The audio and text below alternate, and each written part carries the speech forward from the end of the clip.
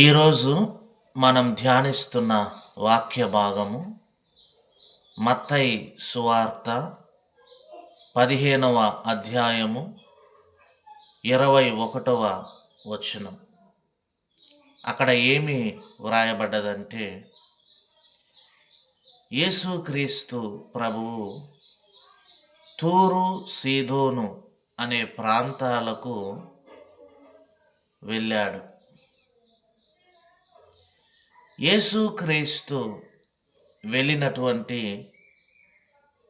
ఈ యొక్క తూరు సీదోను అనే ప్రాంతాల గురించి మనము కొన్ని విషయాలు తెలుసుకుందాం. తూరు అనేది ఒక పట్టణము, సీదోను అనేది ఇంకొక పట్టణము. తూరు అనేది ఒక ప్రాంతము, సీదోను అనేది ఇంకొక ప్రాంతము. తూరు అనేది ఒక గ్రామము, సీదోను అనేది ఇంకొక గ్రామము. తూరు సీదోనులు అనేవి రెండు పట్టణాలు, రెండు ప్రాంతాలు, రెండు గ్రామాలు. ఈ తూరు సీదోనులు అనేవి చాలా పురాతనమైన పట్టణాలు, చాలా పురాతనమైన ప్రాంతాలు. ఈ విషయాలు యెషయా గ్రంథము 23వ అధ్యాయము 7వ వచనంలో రాయబడ్డాయి. తూరు పట్టణం నుంచి సీదోను పట్టణం వరకు 40 కిలోమీటర్ల దూరం ఉంటుంది. తూరు సీదోను పట్టణాల మధ్య 40 కిలోమీటర్ల దూరం ఉంటుంది. తూరు సీదోను అనే ప్రాంతాలు ప్రస్తుతం లెబనాన్ అనే దేశంలో భాగమై ఉన్నాయి. ఇస్రాయేలు బోర్డర్ సరిహద్దు నుంచి తూరు అనే ప్రాంతానికి 20 కిలోమీటర్ల దూరం ఉంటుంది.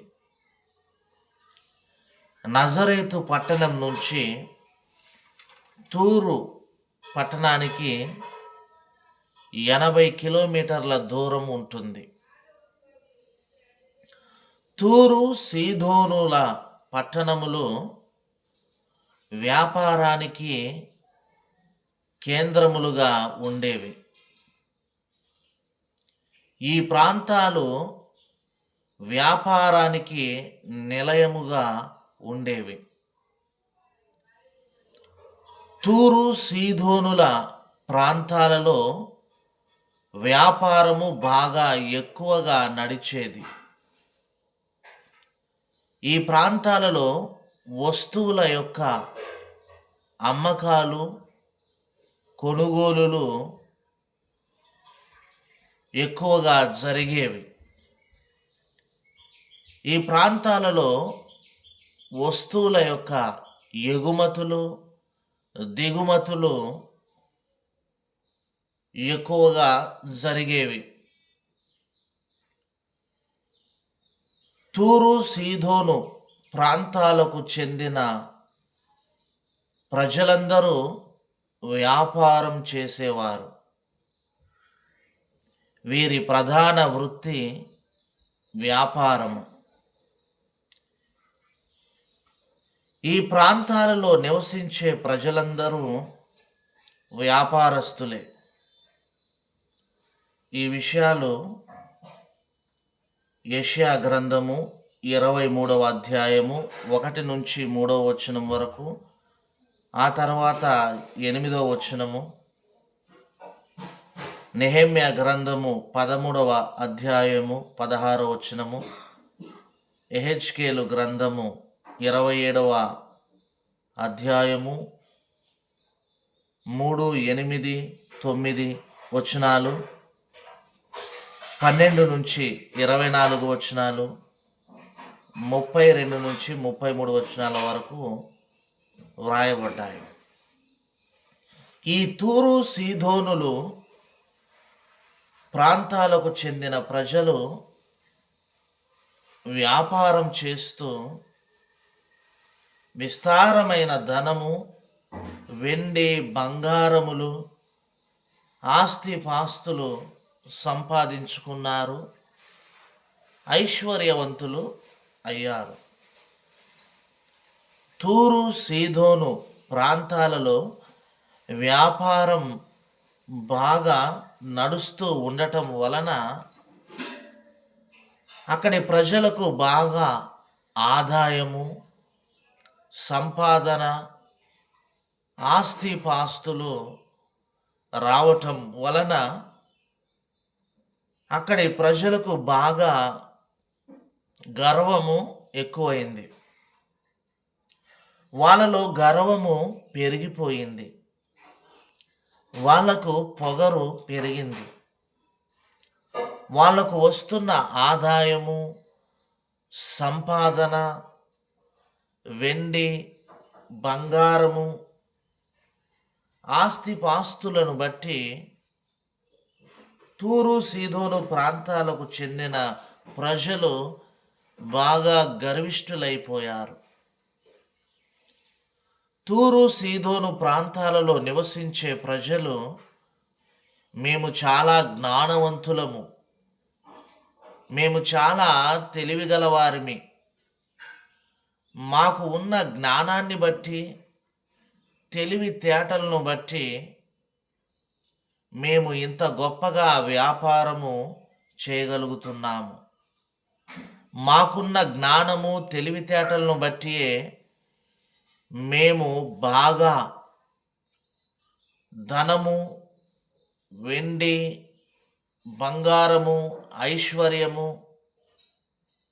ఆస్తిపాస్తులు సంపాదించుకోగలుగుతున్నాము. మాకున్న జ్ఞానము, తెలివితేటలను బట్టి మేము ఐశ్వర్యవంతులము అయ్యాము అని ఈ తూరు సీదోను ప్రాంతాలకు చెందిన ప్రజలు గర్వించారు. ఈ విషయాలు కూడా యెహెజ్కేలు గ్రంథము 28వ అధ్యాయము 1 నుంచి 5 వచనాల వరకు ఉంటున్న వాక్య భాగంలో రాయబడ్డాయి. ఈ తూరు సీదోను ప్రాంతాలలో వ్యాపారాలు బాగా నడవటం వలన అక్కడి ప్రజలకు బాగా ఆదాయము, సంపాదన, వెండి, బంగారములు, ఆస్తిపాస్తులు, ఐశ్వర్యము రావటాన్ని బట్టి తూరు సీదోను ప్రజలకు బాగా గర్వము పెరిగిపోయింది. వాళ్ళు బాగా గర్విష్ఠులైపోయారు. ఎంతలా అంటే మేమే దేవతలము, మేమే దేవుళ్ళము అన్నట్టుగా వారు గర్వించారు. ఈ విషయాలు యెహెజ్కేలు గ్రంథము 28వ అధ్యాయం 1 నుంచి 5 వచనాలలో వ్రాయబడ్డాయి. తూరు సీదోను ప్రాంతాలకు చెందిన ప్రజలు అన్యులు. తూరు సీదోను ప్రాంతాలలో నివసించే ప్రజలు అన్యజనులు. వారు భయంకరమైన విగ్రహారాధికులు.